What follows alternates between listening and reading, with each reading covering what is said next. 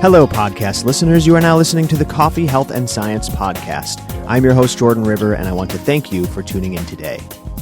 We are back with Dr. Coffee once again. How's it going, Dr. Coffee? It's another day above ground drinking coffee, my friend. Yeah, buddy. I got my Purity coffee right here. Absolutely loving it. Today's topic. Oh, I'm so excited to speak with you today, my friend, because this has been on our list for a long time. We're talking about exercise. I want to talk to you about, obviously, coffee and exercise, but also a broader scope of how important exercise is and how it plays into this epidemic that comes up on the show all the time that you have coined diabesity. Does that sound good, Dr. Coffee?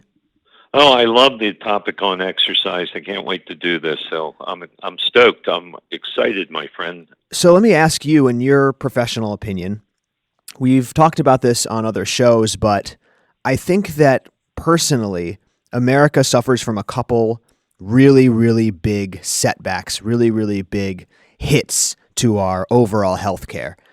I've talked about the consumption of soda and liquid calories and the high levels of sugar. I think that's truly one of the unique things about America that makes our healthcare such a challenge.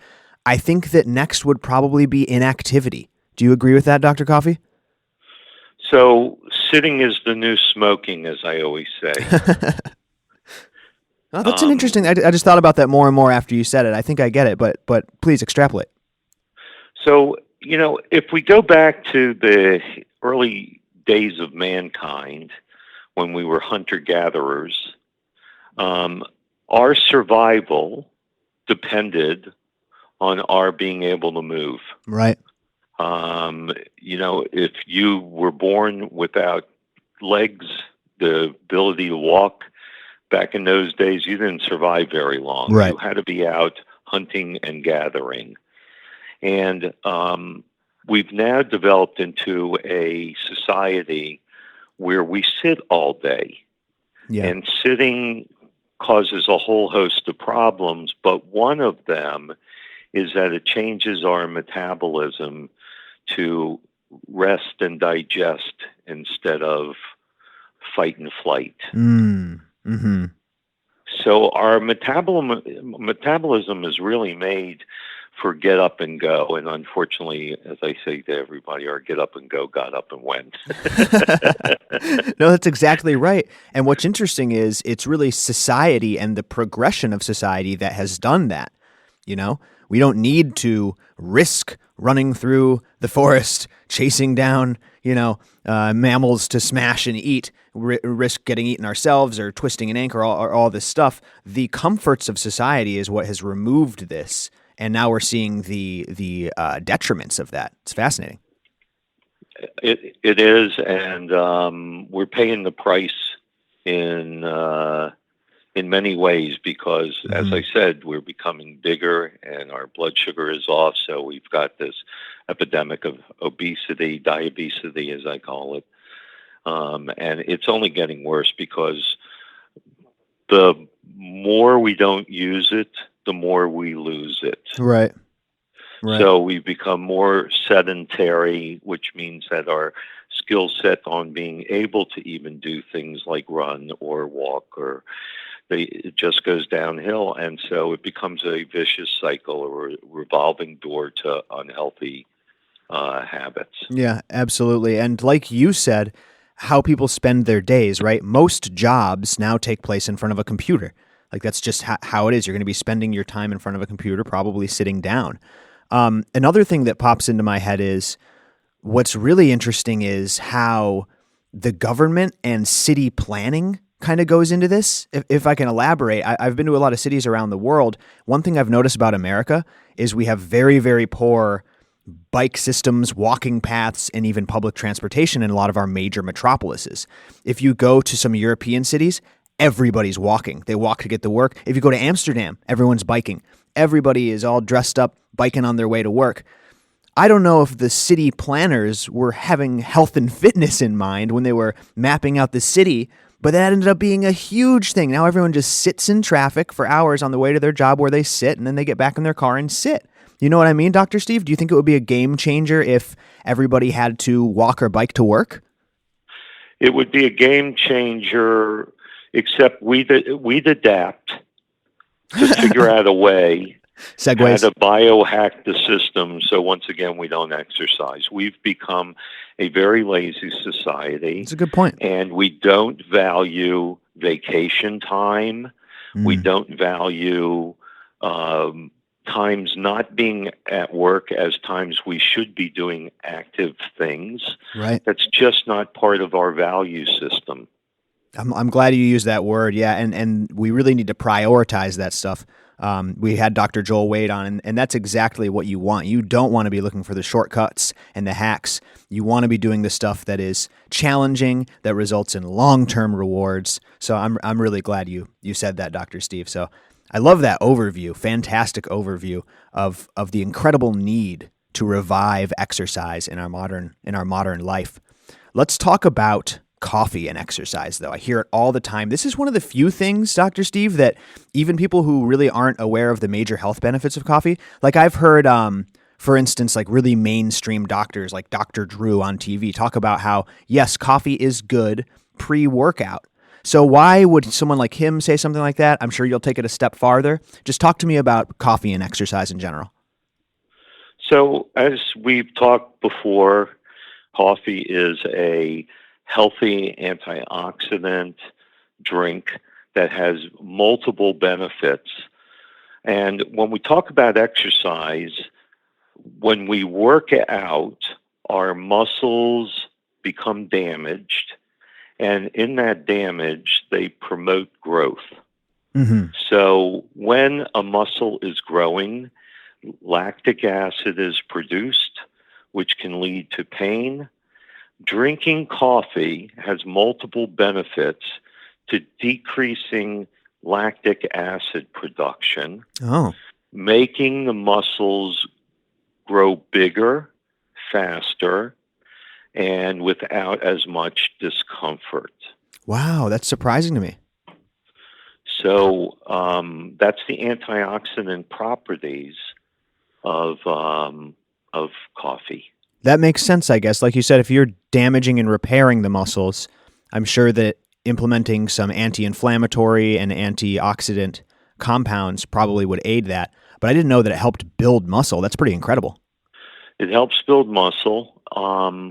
It also decreases fat oxidation. So what happens is you've got a space, and the space is either going to have fat or muscle. And if the fat becomes oxidized, then it doesn't go away very easy. Mm. Increases serum glycerol, and it increases free fatty acids, which is a secondary increase in adrenaline from that. And so coffee can help increase the adrenaline, which changes our metabolism and also causes the muscle to contract better, which pushes the fluid out of it and allows it to grow bigger. That is fascinating. And the reduction in lactic acid, that's just going to help you not feel that burn and tire out quicker. Correct. So there are 6 good studies out there on coffee and an increase in lactate production during exercise. And Well, that portion is mostly related to preloading caffeine. right, right. That pre-workout. What is it? What effect does it have on insulin? And does that play into this at all?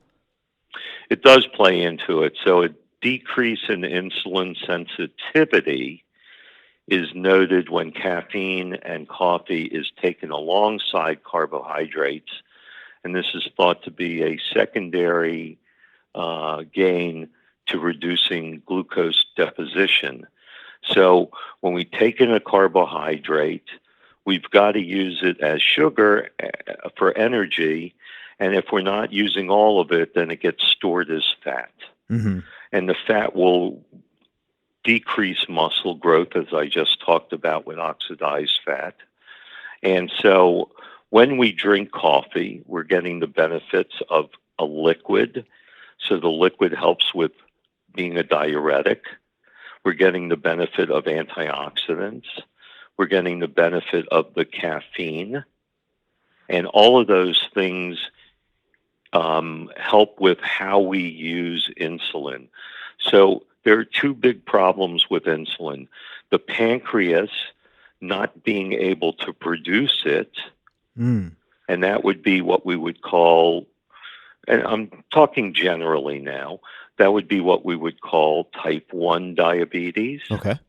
And the pancreas producing insulin, but the receptors, the lock and key mechanism, so the insulin becomes a key, goes to the lock, opens it up, and that's when we are able to use it to decrease glucose. Hmm. So those receptors are blocked. Right. Faulty.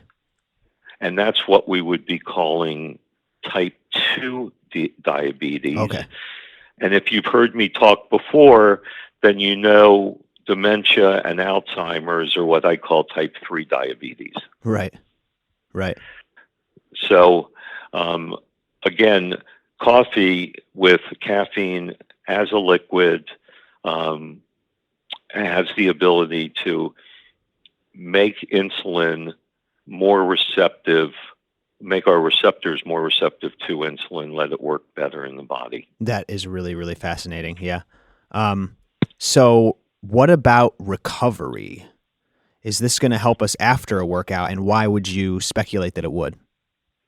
So well, we really could go, this could be a long podcast because there's really so many things.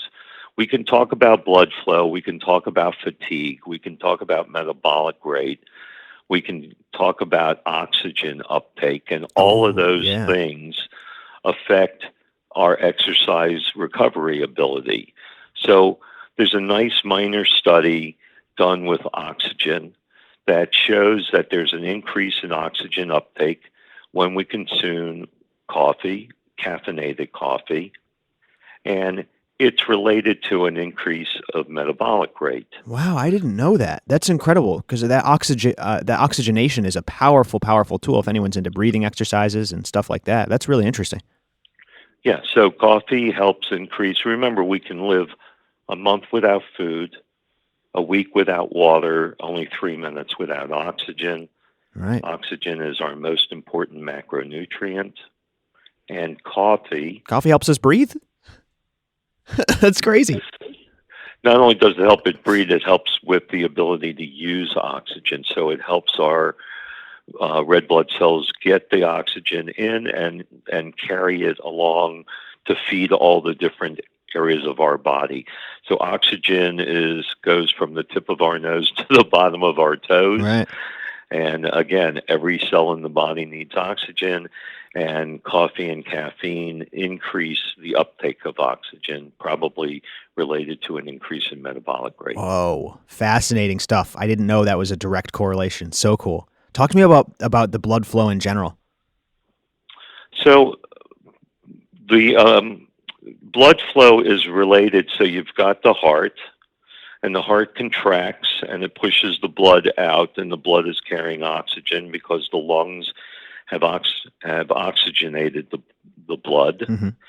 So for the heart to contract, and we're talking about exercise, well, the heart is a muscle, just like any other muscle of the body. The only difference with the heart is that muscle never rests. It only rests one time in your life. Right. The end. At the end of it, right. And so the heart is constantly contracting. Its ability to contract is how it pushes the blood out, and that is helped by caffeine and coffee. Interesting. Very interesting. So then the blood goes along the arteries. The arteries get to be smaller. The blood goes along the capillaries and the arterioles, the very small vessels, and go and oxygenate the whole body from the tip of your nose to the bottom of your toes.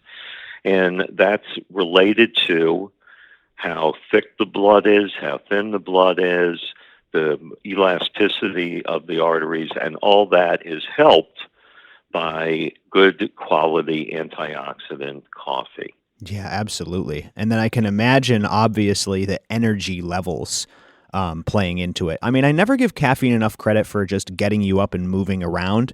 We had Joel Wade on this show, who's like a happiness expert, and I was talking to him about coffee and mood, and he was kind of well versed on it. But one of the things he speculated was, I wonder how much just the activity from the caffeine injection plays into that. And again, I think that's probably a big part of getting a better exercise, being energetic.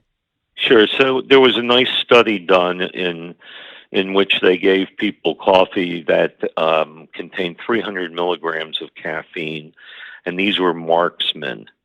And they measured Whoa. testosterone levels, and there was no change in testosterone with the coffee. However, all the marksmen's scores improved, and there was a questionnaire given at the end, and everybody said that it reduced fatigue. Right. So that was a nice study on the effect of caffeine and coffee. I use the terms simultaneously because all the studies have really been done on caffeinated coffee. Right. Not a whole ton of decaf study. I mean, I know they exist, and I'm really fascinated with the health differences between decaf and caffeinated. But you're right. That's a good point. Most of this stuff is all caffeinated coffee. That's what people are drinking. Yep, exactly. Now, there's a term in exercise that's called training volume. Mm-hmm. And, what training volume is the overall work performed during a workout. Right, what you're putting in, how much you're putting in. Yeah. So there's a increase in training volume associated with coffee drinking versus a placebo that was given. Right. And this was in weightlifting and anaerobic exercise. Mm-hmm. That makes sense. There was also a mild increase in reaction time. Mm-hmm. That also makes sense.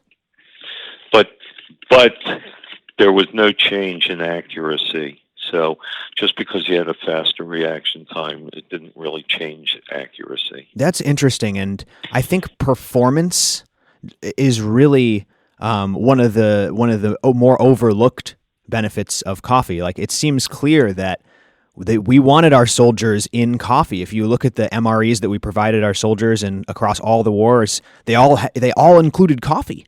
And it's because you want your guys ready to go and perked up and with that extra half step. You know what I mean?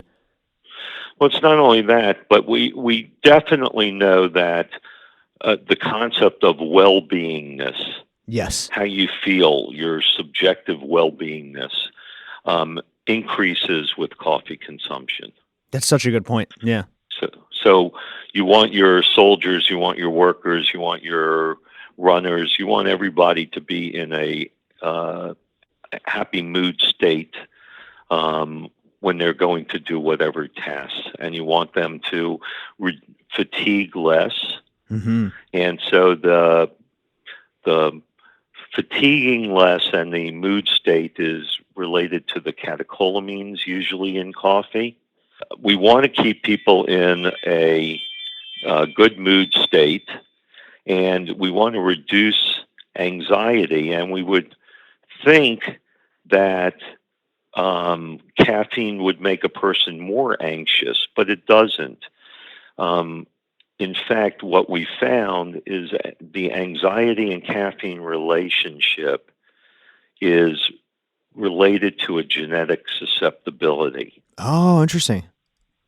So this is where genetics fall into the effects of caffeine on a person. Sure. And anxiety. And this also relates to wakefulness. So caffeine is reliable and effective in increasing a state of wakefulness. Mm-hmm. So people with this condition just get sent past that wakefulness state into an anxious state. Correct. Interesting. Yeah. Yeah, absolutely. So what I was going to also say is that caffeine is something that we can become used to. So close your eyes and go back to that first day you had your first cup of coffee Mm-hmm. and you felt a little more lift and you felt Catch a a big little buzz. Yeah. before, yeah, the buzz. Well, most people who drink coffee on a regular basis don't get that buzz. Sure. Or if they do, they get a mild buzz, and that's because their body has become used to it. Mm-hmm. We know that if somebody goes off caffeine, goes off coffee cold turkey, they're likely to get a headache. Mm-hmm. People talk about a caffeine withdrawal. Well, the opposite is true for that. So if you're an exercise maven where you're training for something, it may behoove you to time your caffeine. Mm. And I don't mean on a daily basis. I mean rotating caffeine in and out of your cycle. Oh, that's So incredible. Just like any other supplement you would include in your regimen. exactly. So I forget what the term is that they use with like steroids, but Cycling. That's they, exactly what it is. They go through cycles. I was going to say it's like a natural steroid. yeah. So there's another term that I'm not thinking of right now, but you can cycle caffeine the same way. Whoa. And what I recommend is you do a 1-4 caffeine cycle. So on day 1 you use caffeine. Day 2 and 3 you don't. You can use decaf. Day 4 you cycle back into caffeine, and you build your exercise around that. Whoa. So depending upon what type of exercise you're doing, and I'm talking about athletes, I'm not really talking about the general, I go to the gym, I work out a half an hour Sure. a day. I'm talking about somebody that's training for a triathlon, a marathon. Performance athlete. Yeah. Yeah, performance athlete. So if you're doing that, you cycle the caffeine on a 1-4 ratio, and you put your exercise in that same kind of thing. So if Monday you're doing chest, shoulders, triceps, and then you're doing aerobics, and then back in biceps on the 4th day, that's when you would put your caffeine in if weightlifting is what you're trying to accomplish. Right. Yeah. Make sense to you? Absolutely. I like that. It is like a natural plant steroid. And I wonder, Dr. Steve, there's these studies on decaffeinated and there's studies on caffeinated. A little bit of a tangent, but just popped into my head. I wonder what effects on health this cycling would have if you are drinking caffeinated coffee and then decaf in between. Like, I imagine that it would still be very, very, very beneficial as far as disease prevention and stuff, but still getting that caffeine boost without building a tolerance, like you said. So yeah, the answer to that is totally affirmative, because we know that coffee has benefits other than just caffeine. Right. So I had mentioned the catecholamines. Now we can come back to that. Yeah. So the 2 serum catecholamines are adrenaline and noradrenaline. Ah, I see. So they are increased in people who use coffee that is caffeinated right after drinking it. Mm-hmm.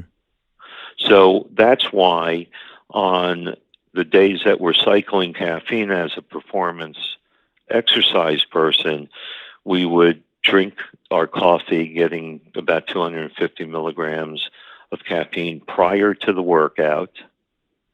That would increase your adrenaline, noradrenaline. It increases your oxygen uptake. It decreases your blood sugar, and it gives you less fatigue. Right. And then maybe recover with a decaf? Sure. So if you've got a good quality decaf using a Swiss water process for removing the caffeine, you don't want to use one of these chemical leaching agents. Right. And you go from there. I also feel that if you're using it in performance, you add medium chain triglycerides. Yeah, for sure. Some MCT oil, some healthy natural fats you like to see in there. I do. I like especially coconut. Yeah, yeah. That MCT Um, oil was a game changer for me as far as brain fog and crash later in the day. It really helps. yeah, I don't know how the listeners could benefit from this, but I have a wonderful booklet we compiled on healthy fats, Oh yeah, for sure. and anybody could send an email to doc at level1diagnostics.com, Hmm. and I'd be glad to send them a copy of the healthy fats. Yeah, yeah, and we'll do an episode. Why don't we do an episode on coffee additives or maybe fat additives, and we'll find a way to get that on a URL so people can check it out because that's a good point. I think that would be a very very effective topic to cover and hot topic to cover, if you will. So let's do Yep. that. Let's go ahead and do that in a future episode, Steve. Okay. Do you have anything you want to add? I had one thought that I wanted to close out with, unless you had more statistics or science you'd like to share about exercise and coffee. The only thing I want to bring up, which we didn't touch upon, is that if we look at the cause of all diseases, one of the root causes is inflammation. Mm-hmm. And when you work out, that's the damage that occurs to a muscle that it then tries to heal, and that's what makes it grow bigger. Well, the inflammatory cytokines, which are noted with coffee ingestion, decreases inflammation. Mm-hmm.